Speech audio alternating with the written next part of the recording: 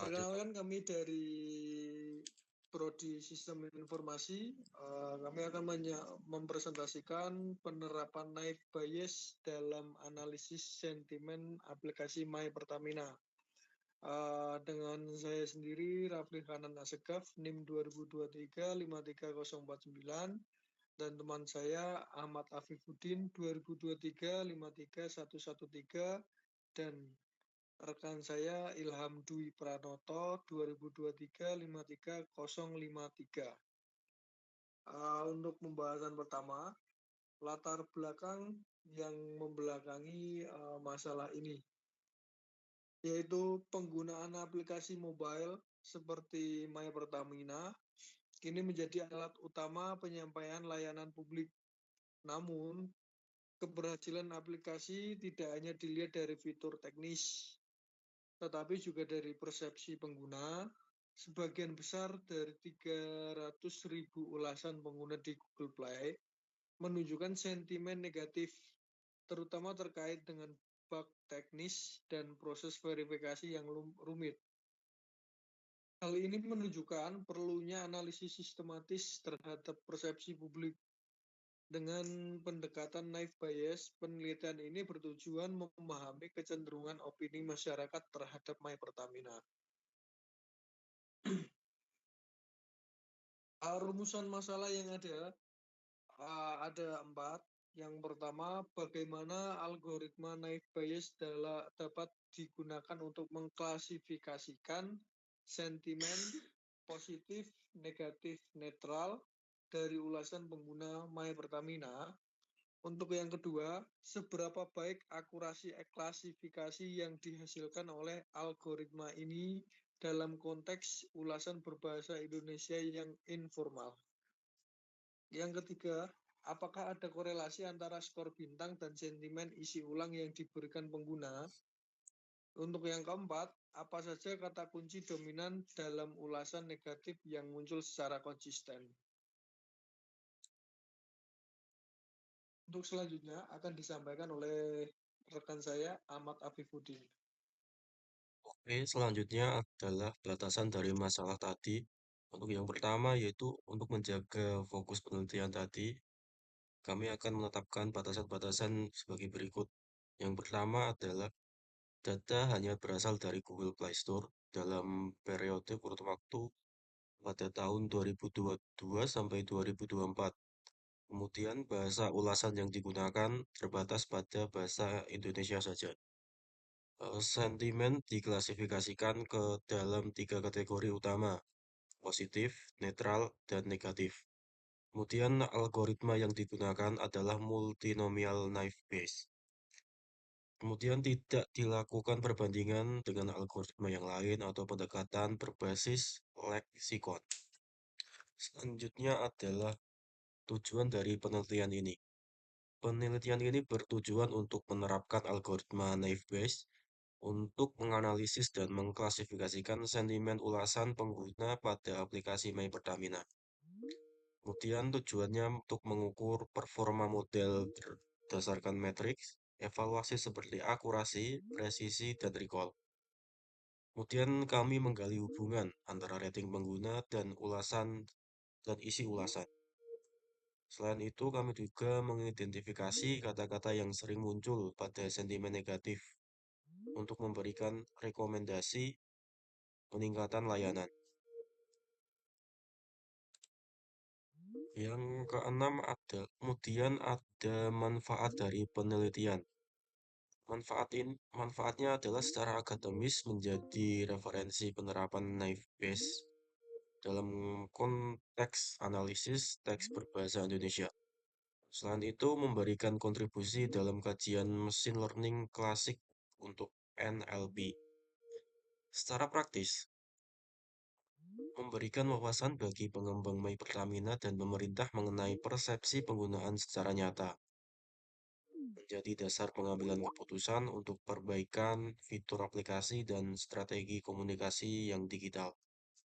Oke, selanjutnya akan dijelaskan oleh rekan saya, Ilham Dwi Pranoto.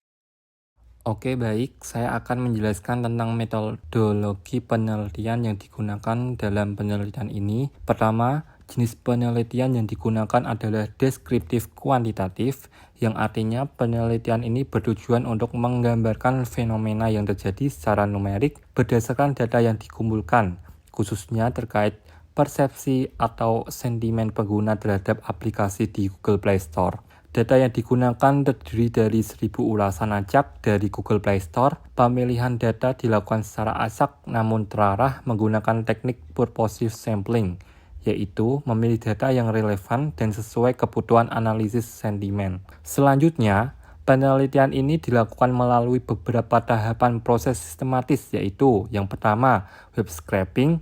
Proses pengambilan data ulasan dilakukan secara otomatis menggunakan bahasa pemrograman Python dengan bantuan library seperti Beautifulsoft dan Selenium untuk mengakses dan mengambil data dari situs Google Play Store.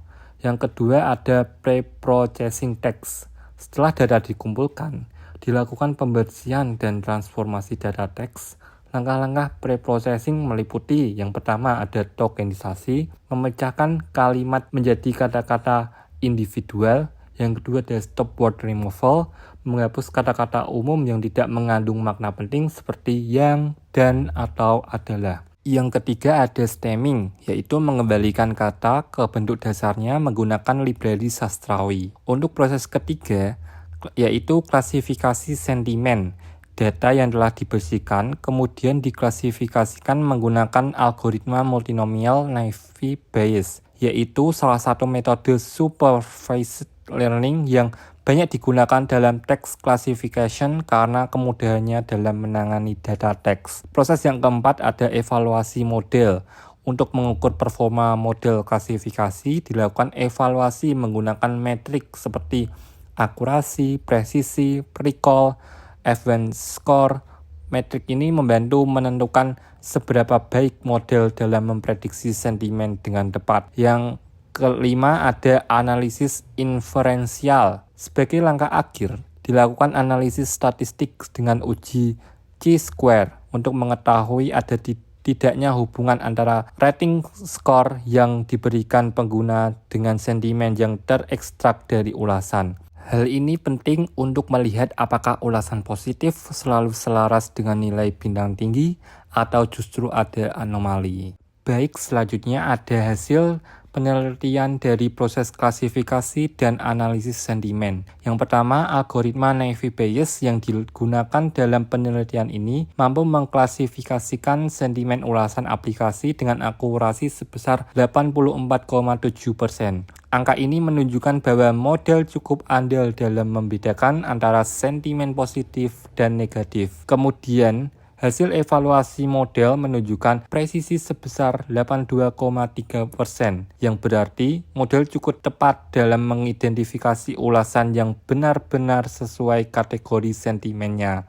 Yang kedua ada recall sebesar 85,1%, yang menandakan kemampuan model dalam menangkap hampir seluruh data yang relevan. Dari analisis isi ulasan, ditemukan bahwa sentimen negatif lebih mendominasi. Keluhan pengguna paling sering berkaitan dengan proses login, masalah verifikasi, dan performa aplikasi secara umum. Hal ini menunjukkan adanya masalah teknis yang belum optimal. Yang terakhir, dari uji inferensial menggunakan uji chi-square, ditemukan bahwa terdapat hubungan yang signifikan antara rating bintang dan kecenderungan sentimen. Artinya, makin rendah rating, makin besar kemungkinan isi ulasannya bernada negatif. Dari penelitian ini dapat disimpulkan bahwa yang pertama, algoritma naive Bayes terbukti efektif digunakan dalam proses klasifikasi sentimen ulasan pengguna, khususnya dalam konteks aplikasi. Yang kedua, sentimen negatif yang dominan mencerminkan perlunya perbaikan menyeluruh dari sisi teknis maupun kualitas layanan. Ini menjadi cerminan bahwa ulasan tidak hanya sekedar keluhan, tapi bisa menjadi dasar evaluasi performa aplikasi. Dari temuan tersebut, beberapa rekomendasi bisa diberikan. Yang pertama, bagi pengembang aplikasi, penting untuk segera merespon isu teknis yang paling sering dikeluhkan agar kualitas layanan meningkat dan kepuasan pengguna terjaga. Bagi pemerintah atau regulator, hasil analisis ini dapat digunakan untuk merancang kebijakan berbasis data dari pengalaman pengguna secara langsung, terutama pada sektor layanan publik digital. Untuk ke depan, penelitian lanjutan disarankan membandingkan algoritma Naive Bayes dengan metode lain yang lebih kompleks seperti SVM atau Deep Learning, agar akurasi klasifikasi bisa lebih ditingkatkan lagi. Demikian pemaparan yang dapat saya sampaikan mengenai penelitian analisis sentimen ulasan aplikasi menggunakan algoritma Naive Bayes.